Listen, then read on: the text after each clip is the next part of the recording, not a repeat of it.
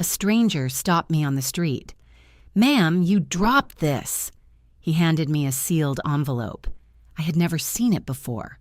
But when I opened it at home, inside was a check for $8 million and a note. Good day, dear listeners. It's Diana again. I'm glad you're here with me. Please subscribe to my channel and like this video. And also let me know in the comments which city you're listening from. That way I can see how far my story has traveled. I used to think that grief was the hardest thing a person could carry. I was wrong. What's harder is grief mixed with betrayal. The slow, nauseating realization that the people who stood beside you at a graveside were already counting the money before the flowers wilted. My name is Claire Donovan. I'm 43 years old and I live, or lived, until everything changed, in a beige 2-story house on Alderton Lane in Naperville, Illinois, 28 miles outside of Chicago. I worked as a senior accountant for a mid-size logistics firm called Hartwell & Crane. I drove a sensible Toyota. I kept a vegetable garden in the backyard that my husband, Thomas, had started the summer before he got sick. After he died, I kept watering it because stopping felt like another kind of loss I couldn't afford. Thomas Donovan passed away 18 months before any of this happened. Pancreatic cancer. 11 weeks from diagnosis to burial, fast enough to leave me breathless, slow enough to be cruel. We had been married for 16 years. We had no children, which was a grief all its own. But we had each other, and for a long time that had felt like enough. Thomas was a civil engineer. He was methodical, quiet, and deeply private about money. Not in a suspicious way, just in the way of a man who believed financial matters were personal. He handled the accounts, the investments, the paperwork. I trusted him completely, and so I never asked too many questions.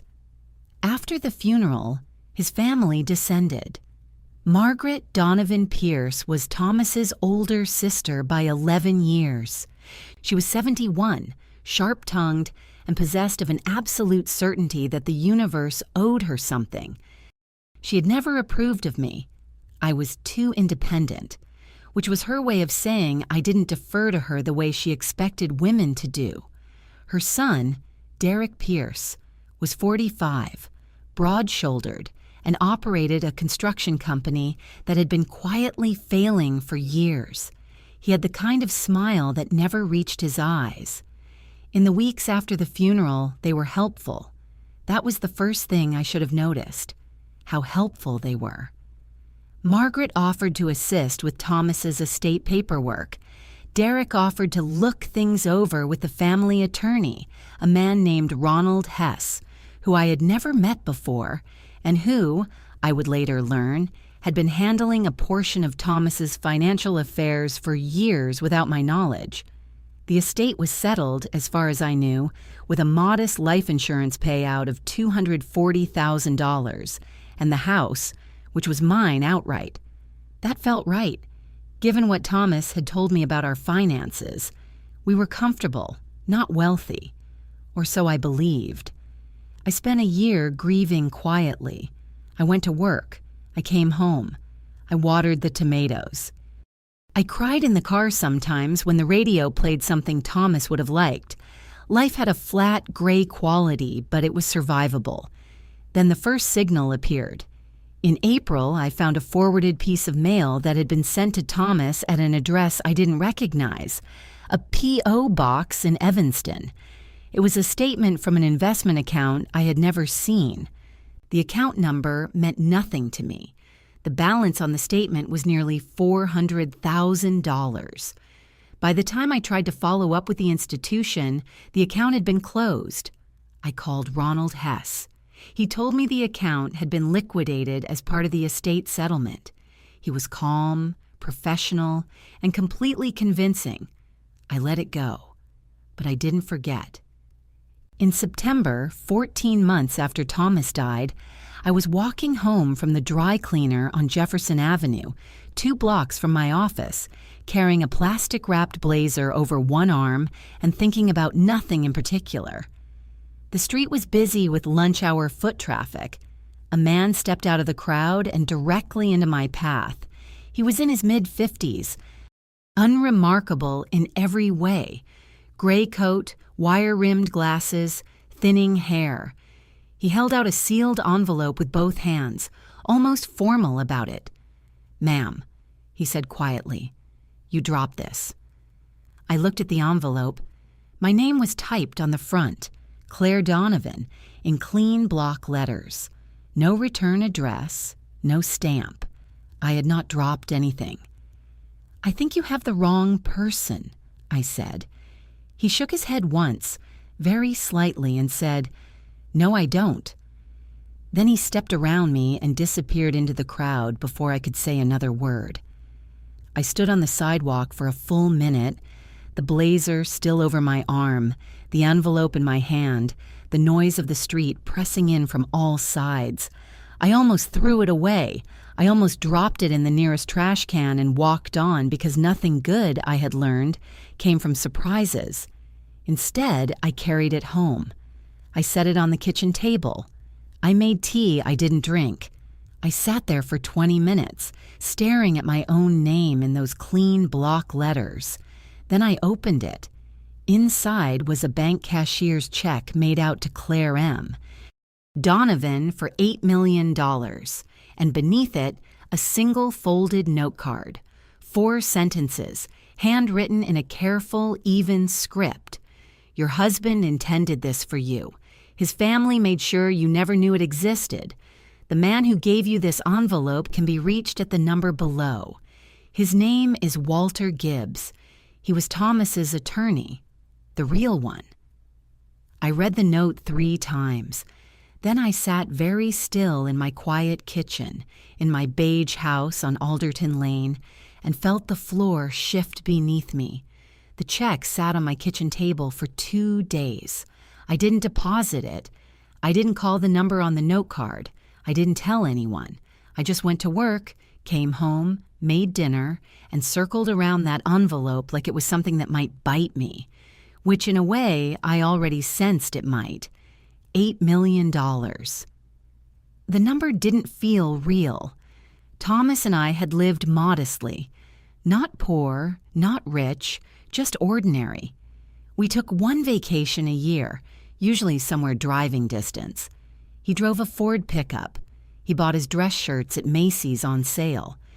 The idea that he had possessed $8 million, that it had existed somewhere in some account while I was clipping coupons and tracking grocery receipts, made me feel like I'd been living inside a story I didn't know the full text of. What hurt more than the money was the question underneath it. Had Thomas known? I sat with that question for a long time. It was the worst one, because it cut in 2 directions. Either Thomas had hidden this from me, had deliberately kept a secret of that magnitude for reasons I couldn't begin to understand, or someone had hidden it from Thomas as well. Hidden it, managed it, and then when he died, moved quietly to collect it. I thought about Margaret's helpfulness at the estate settlement. I thought about Ronald Hess's calm voice on the phone. I thought about that closed investment account in Evanston, the one that had apparently been liquidated. And I realized, with a cold, settling feeling in my chest, that I had never actually seen any documentation of that liquidation. I had taken a stranger's word for it. I had been exhausted and grieving and completely unprepared for the machinery of financial deception, and they had known that. They had counted on it. I was afraid. I want to be honest about that. Not the movie kind of afraid, not trembling and dramatic, but the deep, quiet kind that sits behind your sternum and doesn't leave. The kind that whispers, "You don't know how far this goes. You don't know who else is involved. You don't know what they're capable of." Derek Pierce, I knew, was not a soft man. He had a temper that Thomas had mentioned, carefully once or twice. never in detail the way men of Thomas's generation sometimes skirted around the violence in their families. And Margaret had resources, connections, a lifetime of knowing the right people in the right rooms. I was a 43-year-old accountant with a vegetable garden and a single woman's budget. If this was a fight, it was not an even one. But on the second night, something shifted.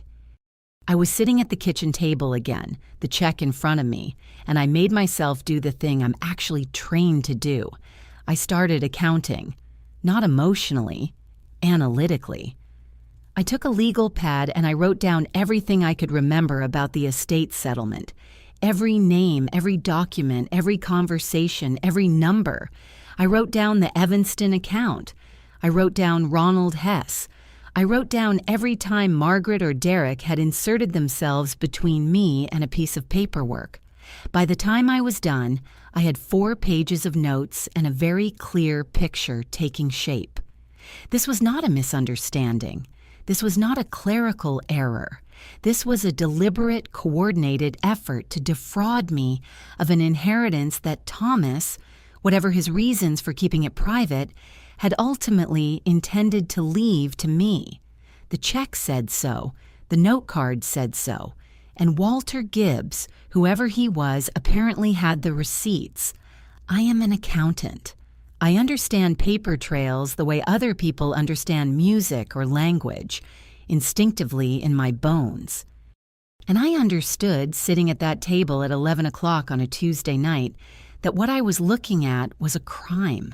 Not a family dispute, not a misunderstanding to be worked out over coffee. A crime. Which meant I needed to treat it that way. My plan, as it first took shape that night, was simple and sequential. Step 1. Call Walter Gibbs. Find out exactly what he knew and what he had. Step 2. Consult a lawyer. Not just any lawyer, but one who specialized in estate fraud and had no connection to Ronald Hess or the Donovans. Step 3. Secure the check in a way that protected it legally and physically. Step 4. Do not tell Margaret or Derek anything until I had built a wall they couldn't see over. That was the plan. 4 steps. Quiet, careful, methodical. The way Thomas would have done it, except Thomas, I now understood, had made at least one catastrophic mistake in trusting his family. I was not going to repeat it. I put the check in a Ziploc bag, placed it inside my fireproof document safe, the one I used for my passport and tax returns, and locked it. Then I went to bed. I didn't sleep well, but I slept. And in the morning, I called Walter Gibbs. Walter Gibbs answered on the second ring, as if he had been waiting. His voice was careful and deliberate, the voice of a man who had been sitting with something heavy for a long time and was relieved, finally, to put it down. He told me he had been Thomas's private estate attorney for 9 years, operating entirely separately from Ronald Hess, who handled Thomas's business affairs. He told me Thomas had established a trust, a revocable living trust, with a portfolio of assets accumulated over 2 decades of careful private investment. The trust's total value at the time of Thomas's death was approximately $8.3 million. He told me the trust named me as the sole beneficiary. He also told me that within 72 hours of Thomas's death, Margaret Donovan Pierce had contacted him directly, claiming to be acting on behalf of the family, and had presented him with an amended document, purportedly signed by Thomas, that redirected the trust's assets to a family account managed by Derek Pierce. The document, Gibbs said, was a forgery. He had recognized it immediately. He had refused to act on it. And then he had spent 18 months being quietly, methodically pressured, legally and personally, to stay silent. The check, he explained, was a copy of the instrument Thomas had prepared for me. The real assets were frozen in a trust dispute that Gibbs had been fighting, alone and without my knowledge, for over a year. I sat in my car in the parking garage of my office building, phone pressed to my ear, and I listened to all of this. Then I said, "Why didn't you contact me sooner?" There was a pause. "Because they told me you had agreed to the amendment," he said. "They showed me a letter, supposedly from you, consenting to the redistribution. I didn't believe it, but it took me time to confirm the signature was also forged. Mrs. Donovan, I am sorry. I should have found you faster." I didn't have the energy to be angry at him right then. I saved that for later. That afternoon, I called Patricia Ossie. Patricia was a law school classmate of my college roommate, Dana, which is a circuitous way of explaining that I found her, but she had no connections to the Donovan family and no reason to be compromised. She was a partner at a firm in Chicago's Loop that specialized in estate litigation and financial fraud. She had a reputation, Dana had always said, for being absolutely unrelenting. That was exactly what I needed. I met with Patricia 2 days later in her office on the 31st floor of a building on Wacker Drive, with a view of the river going gray-green under an October sky. I brought everything: my notes, Walter Gibbs's contact information, photographs I had taken of the cashier's check, and copies of every estate document I had signed 18 months ago.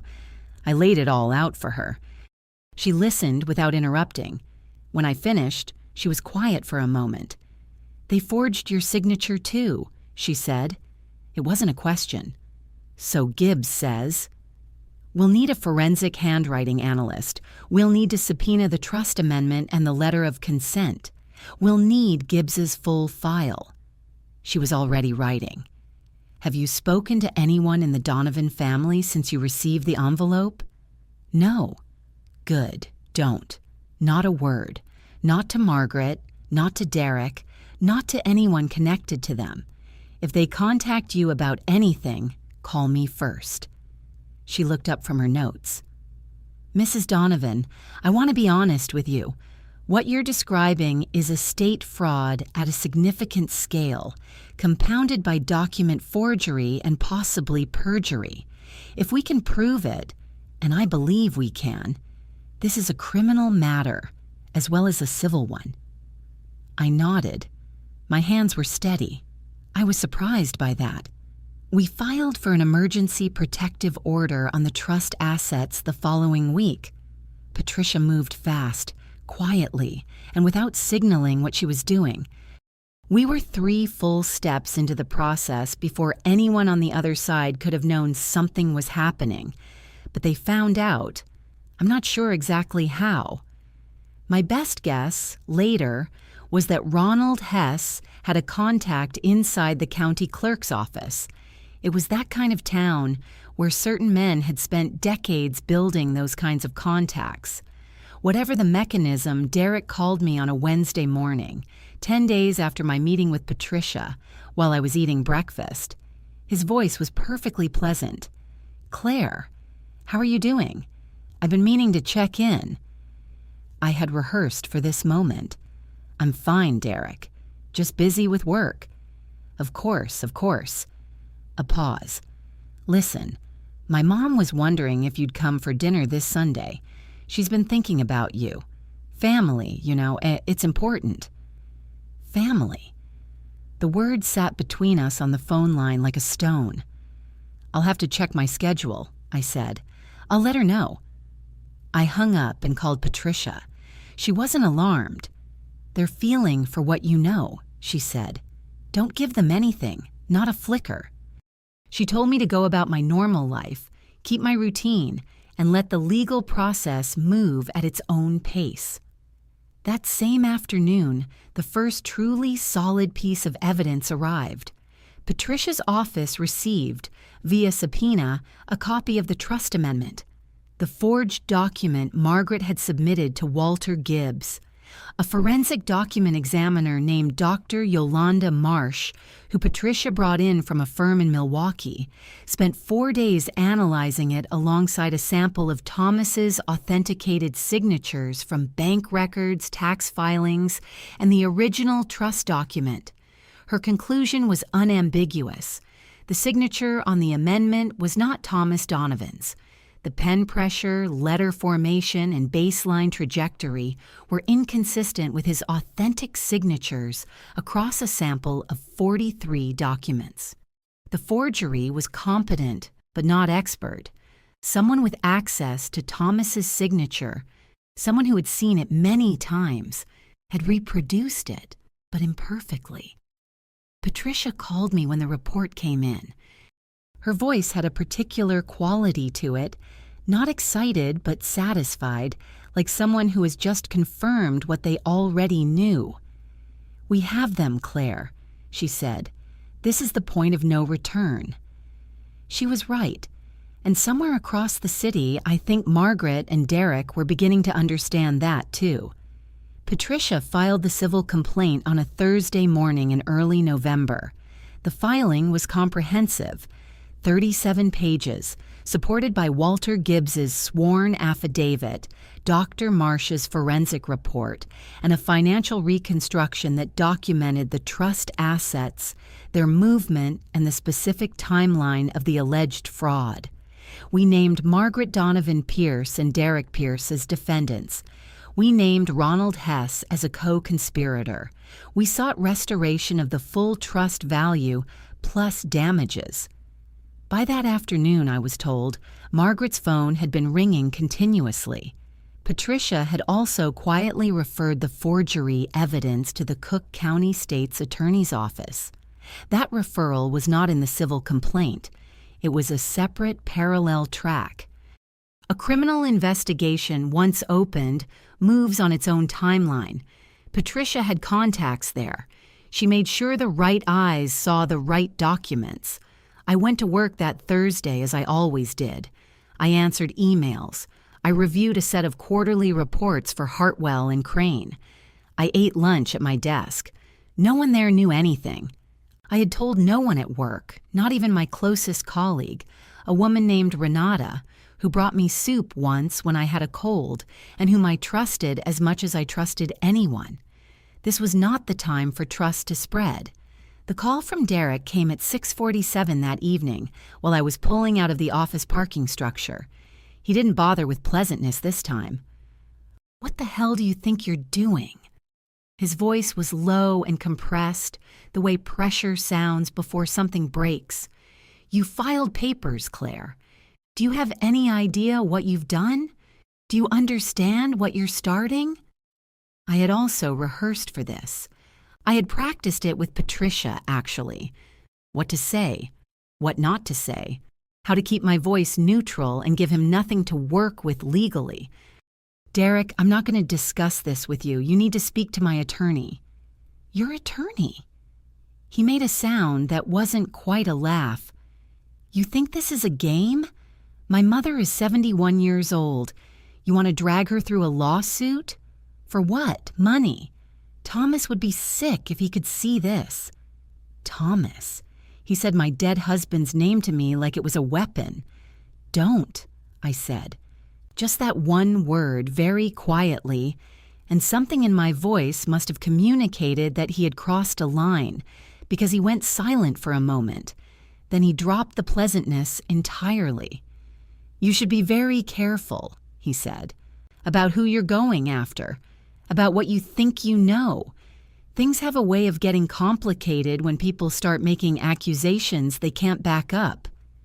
"I can back them up," I said. "That's precisely the point."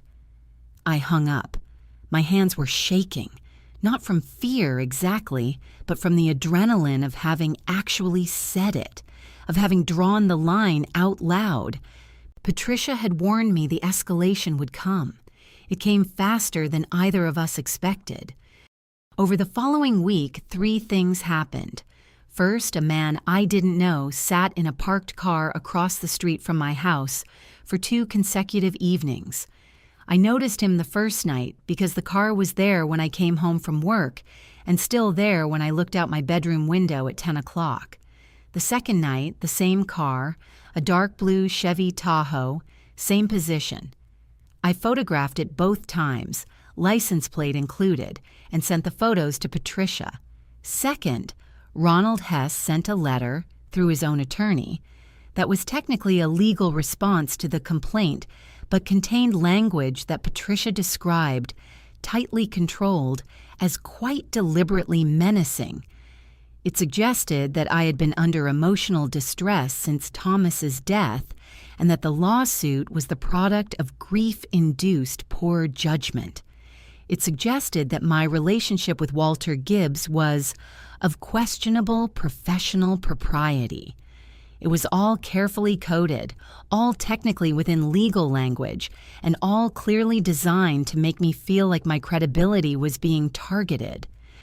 Third, a woman I'd never met left a voicemail on my home phone, my landline, which I rarely used, identifying herself as a friend of Margaret's and suggesting, in a tone of elaborate casualness, that family matters are best settled quietly, and that going public with accusations only ever hurts the accuser. They were trying to frighten me, and they were succeeding, a little. That's the honest truth.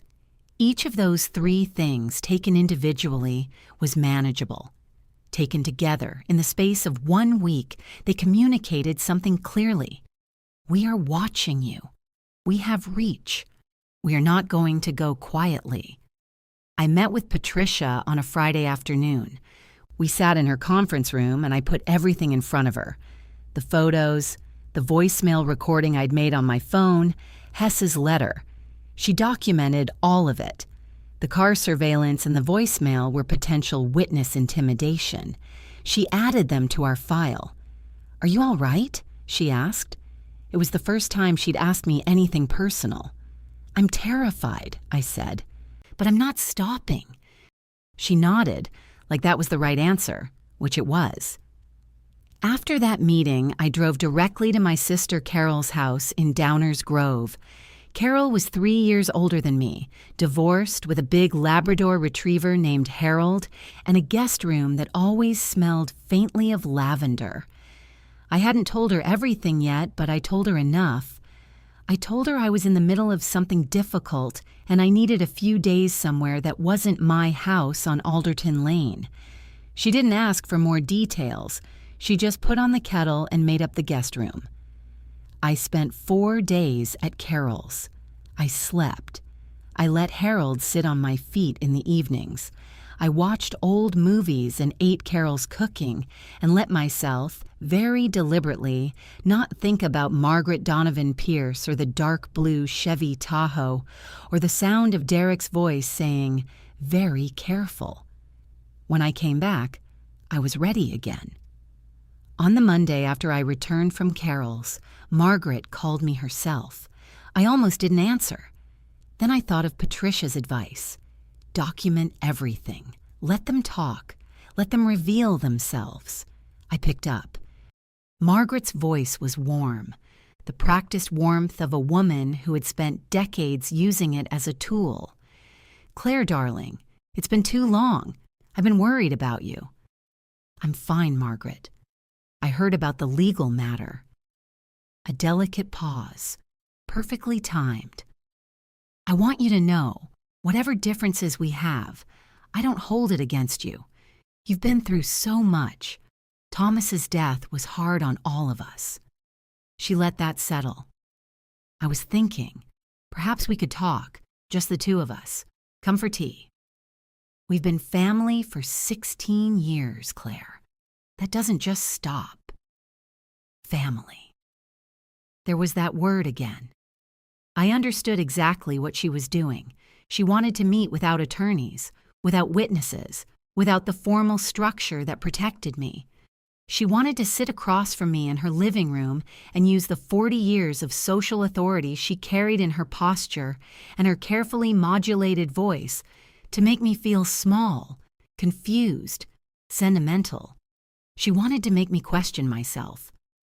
"I don't think that's appropriate right now, Margaret," I said. "My attorney has advised me not to discuss the case directly with you." "Oh, Claire," soft, disappointed, almost maternal. "Does everything have to be about attorneys? We're family." "Then I'll see you in court," I said, and I ended the call.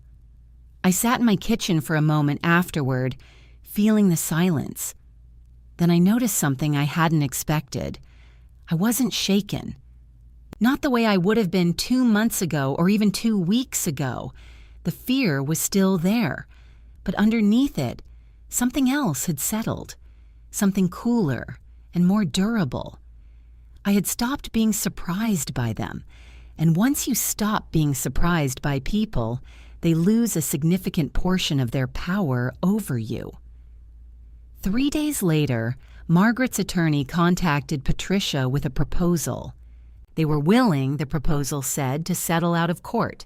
They would release a portion of the trust assets, $1.2 million to me, in exchange for a full dismissal of all claims and a confidentiality agreement that would prevent me from discussing the matter publicly or cooperating with any criminal investigation. Patricia presented it to me without editorializing, which was her professional style. She laid it on the table and let me read it. $1.2 million. Out of 8. I read through the confidentiality clause carefully. It was broad, almost aggressively so.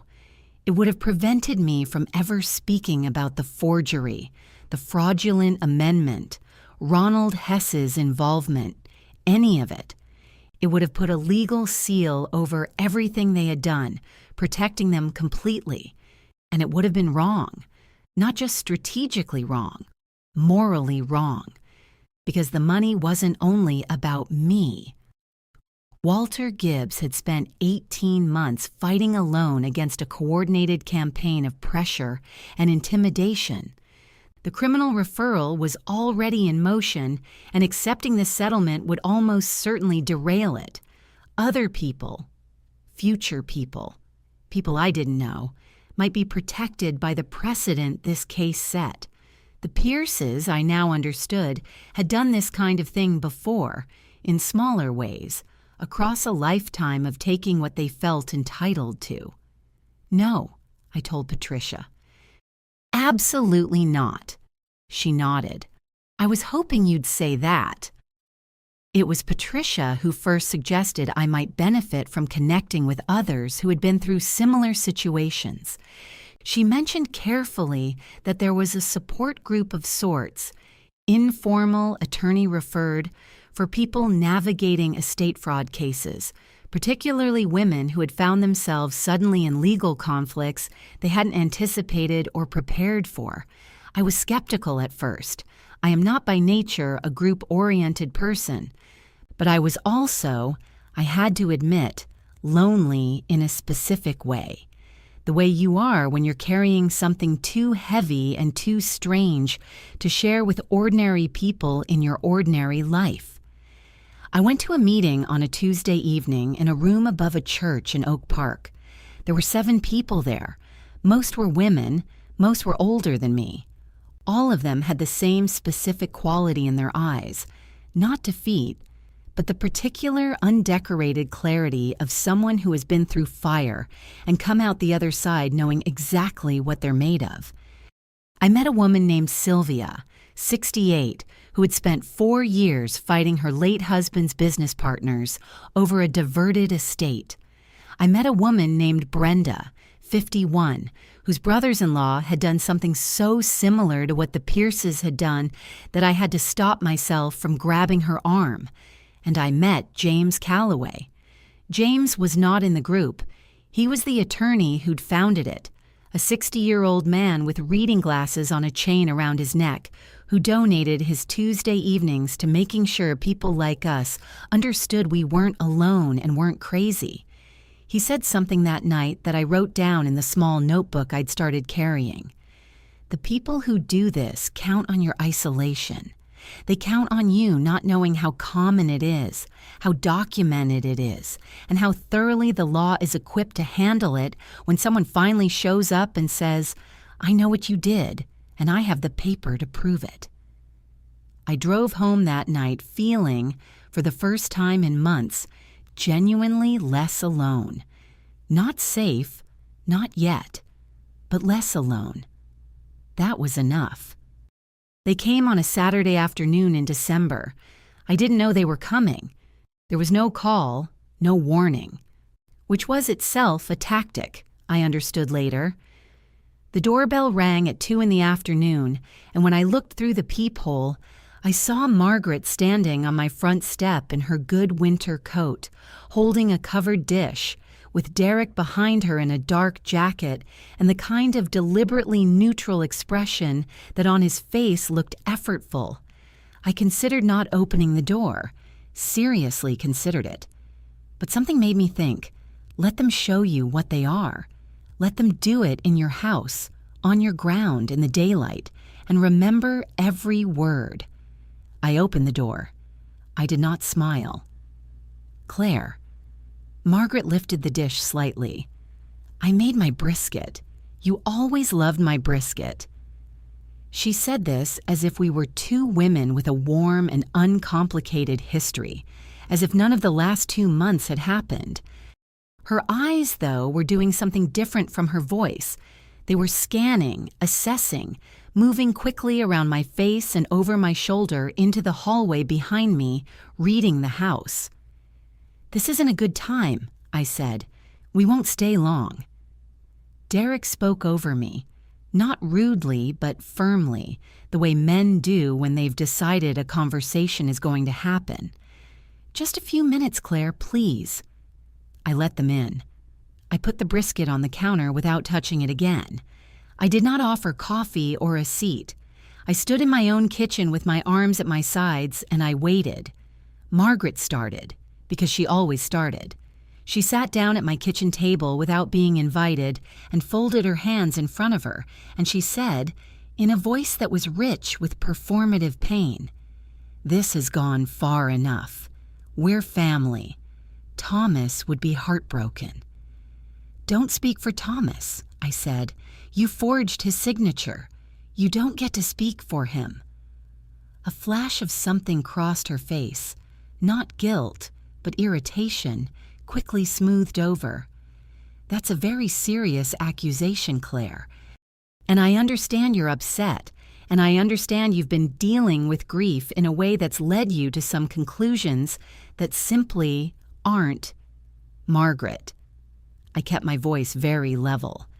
"I have a forensic document examiner's report that says the signature on the trust amendment is not Thomas's. I have Walter Gibbs's sworn statement. I have a subpoenaed record of the original trust naming me as the sole beneficiary. So let's not do this." Silence. Derek shifted his weight. When he spoke, the pleasant mask slipped another notch. "You really want to do this the hard way. You want to put an old woman through a trial. You want to drag this family through the newspapers. For money. For $8 million that Thomas never even..." "That Thomas never even what?" I asked. "Meant for me? His wife? The beneficiary he named in a legal document?" Derek looked at me. His jaw was tight. "You're making a mistake," he said. "You have no idea the resources we have. We've been in this city for 40 years. Hess knows every clerk in that courthouse. We can tie this case up for a decade. We can make your life very difficult, Claire. Very public. Very unpleasant." He paused, letting it sit. "Or you can take the settlement, move on, and live your life. It's not a bad offer." He said it quietly, almost gently, which was the most frightening version. I looked at him for a long moment. "Are you threatening me?" I said. "In my home? Because I need to be clear about what I'm hearing." "I'm being realistic," he said. "There's a difference." "No," I said, "there isn't. And I'd like you both to leave now." Neither of them moved immediately. There was a moment, perhaps 10 seconds, when the room held a particular kind of pressure, the kind that precedes either violence or capitulation. I stood very still. I did not look away from Derek's face. Then Margaret stood, smoothing her coat. She picked up her dish from the counter. The warmth was entirely gone now. What she showed me instead was something older and colder. The face of a woman who had gotten what she wanted her entire life by deciding she deserved it, and who was now being told, perhaps for the first time in decades, no. "You'll regret this," she said. Not a threat exactly, a verdict. They left. I locked the door behind them. Then I sat down on the floor of my kitchen, just sat with my back against the cabinet, and breathed. My heart was going very fast. My hands, when I looked at them, were shaking slightly. But here is what I noticed, sitting on that floor. The fear was not making me want to give up. It was making me want to win. There's a difference between those two things, and it matters enormously. The fear had clarified everything, stripped away whatever small doubt might have remained, whatever residual sentimentality about family and history and Thomas's memory. They had walked into my house and threatened me in my own kitchen. Over $8 million they had stolen by forging a dead man's name. I called Patricia. I told her everything, as precisely as I could remember. She listened carefully. "Did Derek say, 'Make your life difficult?'" she asked. "He said, 'Very difficult, very public, very unpleasant.'" "Good," she said quietly. "Say it exactly that way in your written account. I want it documented tonight." I wrote it down that night, every word, and when I was done, I felt something I hadn't expected. Steady. Completely, thoroughly steady. The trial date was set for the second week of February. It never made it there.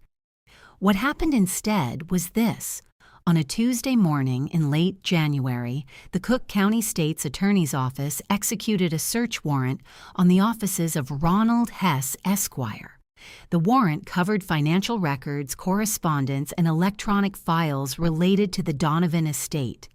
2 investigators also visited the home of Margaret Donovan Pierce with a second warrant.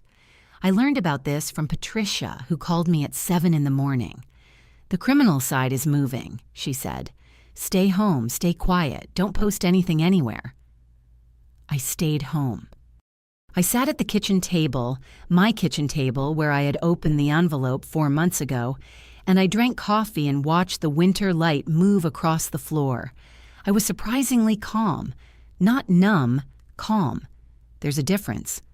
The civil trial, when it did happen, took place over 4 days in the second week of March, in a courtroom on the 5th floor of the Daly Center. I had been in courtrooms before, for routine matters. A traffic dispute years ago, a notarization proceeding. This was different. The room had a particular quality of gravity to it, the accumulated weight of all the consequential things that had been decided in it, and walking in on the first morning in a charcoal blazer and the kind of quiet composure I had worked very hard to cultivate, I felt the seriousness of it settle over me like weather. Patricia was extraordinary in that courtroom. She was precise and methodical and utterly without drama, which made the evidence land harder. There was nothing theatrical to deflect attention to, just the facts, laid in sequence, one after another, like bricks.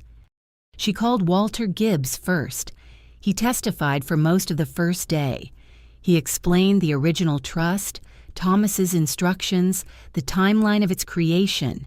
He described in careful detail the moment Margaret Donovan Pierce had presented him with the amendment, her confidence, her certainty, the speed with which she had moved. He described recognizing the forgery. He described the months of pressure that followed. The defense attorney, A man named Callum Reed, who was expensive and polished and slightly too theatrical, tried to suggest that Gibbs had a personal grudge against the Donovan family. Gibbs answered every question with the flat precision of a man who has nothing to hide and knows it. Dr. Yolanda Marsh testified on the second day. She brought charts. She projected the signature comparisons on a screen. Thomas's authentic signatures alongside the forged one, overlaid on transparent acetate, the way forensic analysts do, so the jury could see, quite literally, where the lines diverged. It was the kind of evidence that requires no interpretation. It simply showed what it showed. Margaret testified on the third day. This was the moment I had been both dreading and anticipating. She walked to the stand slowly, deliberately, in a navy suit that probably cost more than my monthly grocery budget, and she settled herself with the practiced dignity of a woman who expected to be believed because she had always been believed. She was composed. She made eye contact with the jury. She spoke about Thomas with genuine-sounding grief, about family, about her conviction that the trust amendment had been Thomas's true final wish, and that Gibbs was misremembering, mistaken, perhaps misled. Patricia let her speak. She had told me she would. "Give her rope," Patricia had said. "Let her build the structure. Then we take it apart." When the cross-examination began, Patricia spent the first 20 minutes establishing the timeline, dates, locations, specific facts. Margaret answered precisely and confidently. She had clearly prepared. She was good. Then Patricia asked her to describe the pen Thomas had used to sign the amendment. Margaret paused. A small pause, maybe 2 seconds. But in that room, in that silence, 2 seconds was a long time. "I don't recall the specific pen," she said. "Were you present when he signed it?" Yes, of course. "And where did he sign it? What room?" Another pause. "His study." "The study in his home? On Alderton Lane?" "Yes." Patricia moved to the plaintiff's table and picked up a document. "Mrs. Pierce, I'd like to show you a medical record."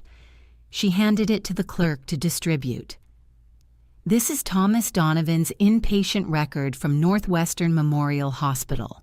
He was admitted on September 14th and did not return home before his death on October 2nd. The trust amendment is dated September 22nd. She looked at Margaret steadily. "Can you explain how your brother signed a document in his home study while he was a hospital inpatient 40 miles away?" The courtroom went very still. Margaret Donovan Pierce opened her mouth, closed it. Her attorney, Callum Reed, made a motion to object that he seemed to realize, even as he was making it, was not going to help. The judge let it die. "Mrs. Pierce," Patricia said, in the same quiet, even tone she had used throughout the entire trial, "would you like to answer the question?" Margaret looked, for the first time in perhaps her entire life, genuinely lost. The performance fell away, the composure, the dignity, the practice warmth. What was left underneath was a frightened old woman who had been absolutely certain she would never be in this position and was now, unmistakably, in it.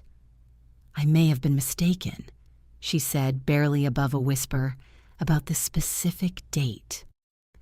In my seat behind the plaintiff's table, I folded my hands in my lap and breathed out very slowly through my nose. I did not look triumphant. I had promised myself I wouldn't. I just looked forward. Derek, in the row ahead of me, had gone completely still. The jury deliberated for 11 hours over 2 days. I went home each evening and slept, which surprised me. I had expected those nights to be sleepless and frantic. Instead, I slept deeply and without dreams, the way you sleep when you've done everything you could do and the outcome is no longer in your hands. Carol called every evening. Patricia texted updates when she had them. Walter Gibbs sent me a single email that said only, "Thinking of you. Whatever happens, we did the right thing."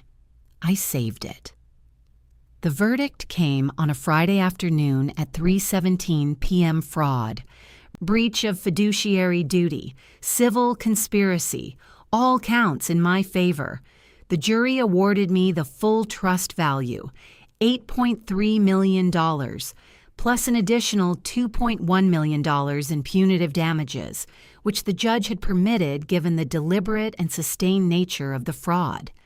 Patricia had also requested attorney's fees, which were granted. Total judgment, $10.7 million plus costs. I sat very still when the clerk read it. Patricia put her hand briefly on my forearm, which was the most emotion I had ever seen from her. I nodded. I think I said thank you, though I'm not sure to whom. The criminal matters moved more slowly, as criminal matters do, but they moved. Ronald Hess agreed to a plea deal in May. He surrendered his law license, cooperated fully with the prosecution, and received 3 years of probation and a substantial fine. In his cooperation agreement, he confirmed everything.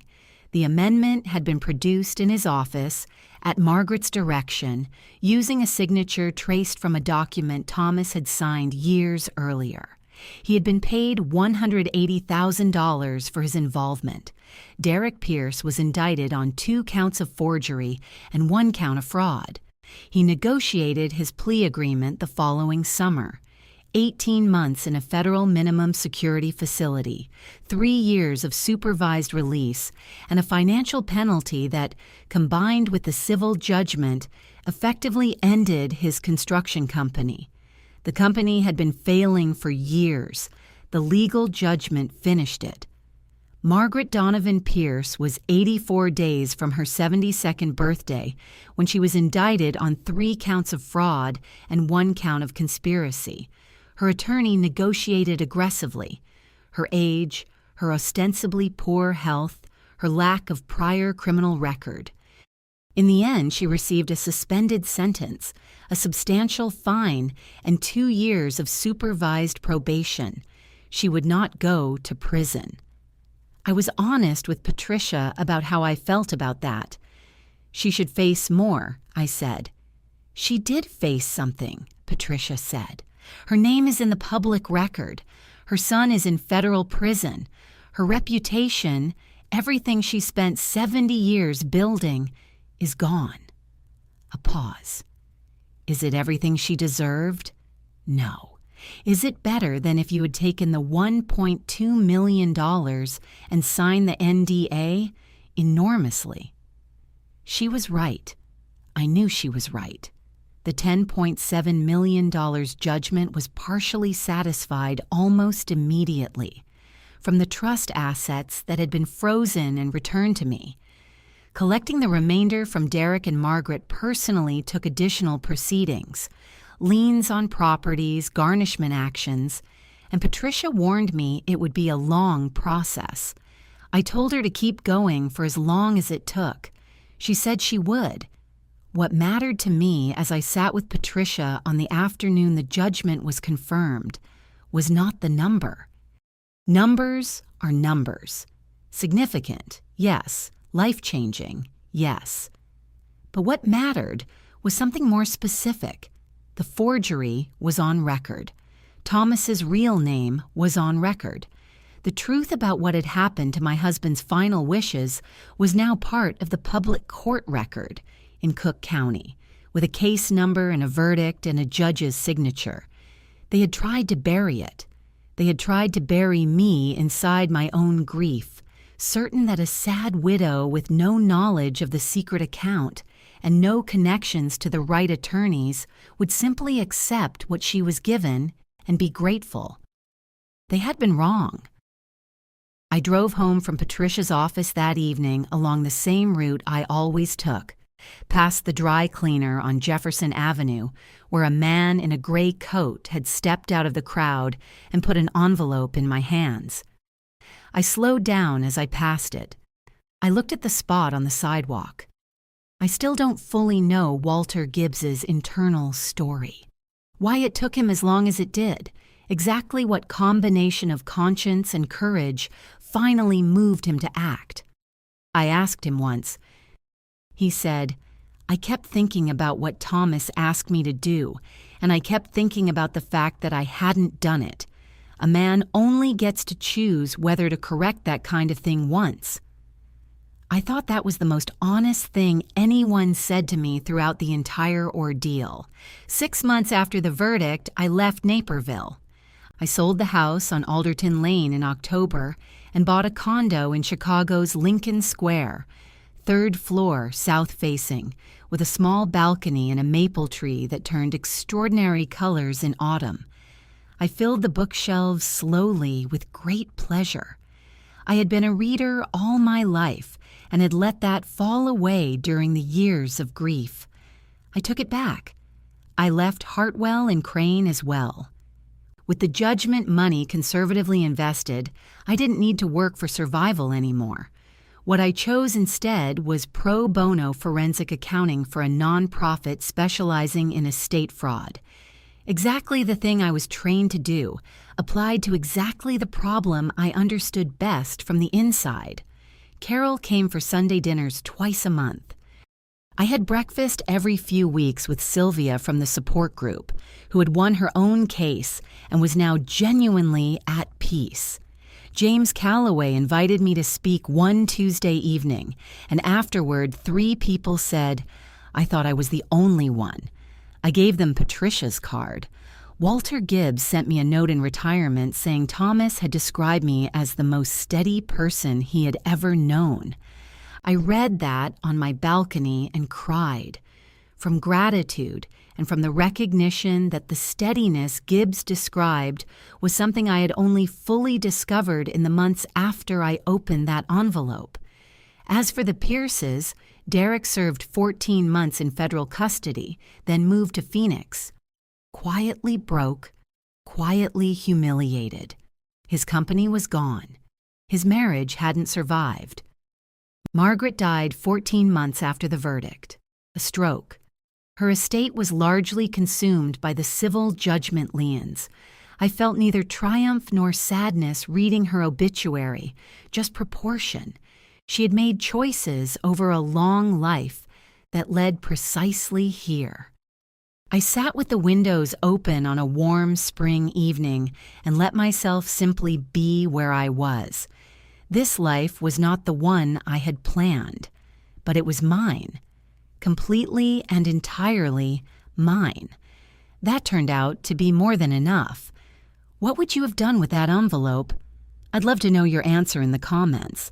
And if this story meant something to you, if you recognized any piece of it from your own life, please share it with someone who might need to hear it. Thank you for being here and for listening all the way to the end. That means more than you know.